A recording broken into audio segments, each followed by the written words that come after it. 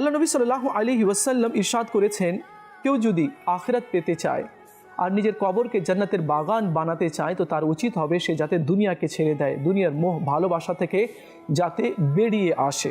কিন্তু আমরা day by day দুনিয়ার দিকেই ধাবিত হচ্ছি, আখিরাতকে আমরা একেবারে অপশন হিসাবে আমরা রেখে দিয়েছি। না, এটাই হচ্ছে আমাদের ফিউচার। আমরা অনেকে বলি না, আমার ফিউচার কী হবে, আমার ফিউচার কী হবে, আমার ফিউচার কী হবে। ফিউচার বলতে আমাদের কিছু লোকেরা মনে করে 60 বছর 70 বছর বয়স হবে তখন পেনশন পাবো, আর আমার কাছে টাকা থাকবে, আমি চিকিৎসা করাবো, আরামে থাকবো। ও ভাই, টাকা থাকলে কি মানুষ আরামে থাকতে পারে?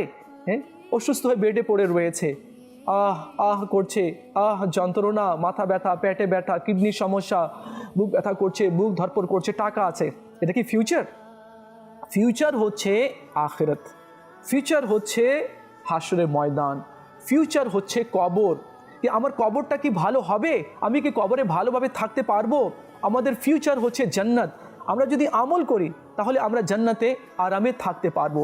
আসল ফিউচারকে মানুষ ভুলে গিয়ে নকল ফিউচারকে নিয়ে টানাটানি করছে, অথচ এই ফিউচারের মধ্যে আমার মনে হয় 99.9% লোক ফেল হয়ে যায়।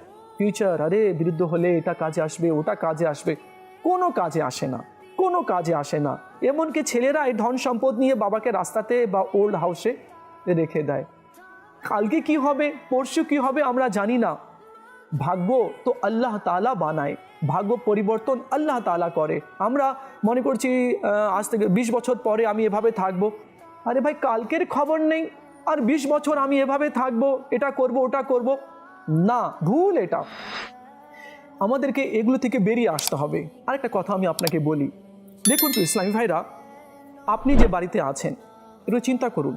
আমি যে বাড়িতে আছি, যে দালান কোঠাতে আছি, বা যে জায়গাতে আমি অবস্থান করছি, তো আজ থেকে 200 বছর পূর্বে এখানে কে ছিল, তারা দেখতে কেমন ছিল, তাদের লাইফ স্টাইল কেমন ছিল, তারা কত ধন সম্পদ অর্জন করেছিল, তাদের শিক্ষাগত যোগ্যতা কত ছিল, আমরা জানি?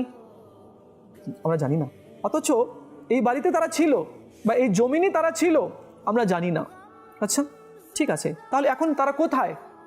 তো আপনি বলবেন কেন তারা কবরে আছে? তো আমি জিজ্ঞেস করি, তাদের কবর কোথায়? তাদের কবরের নাম নিশানা কি বাকি আছে? আপনি বলবেন না, এই বাড়িতেই থাকতো বা এই জমিনেই থাকতো, আমারই আত্মীয়, আমি তার নাম জানি না, তার কবর কোথায় জানি না, এবং কবরের চিহ্ন মিটে গেছে। তো এই জন্য উচিত হবে কি আমরা বাস্তবকে ভালোভাবে দেখার, বুঝার আমরা চেষ্টা করি।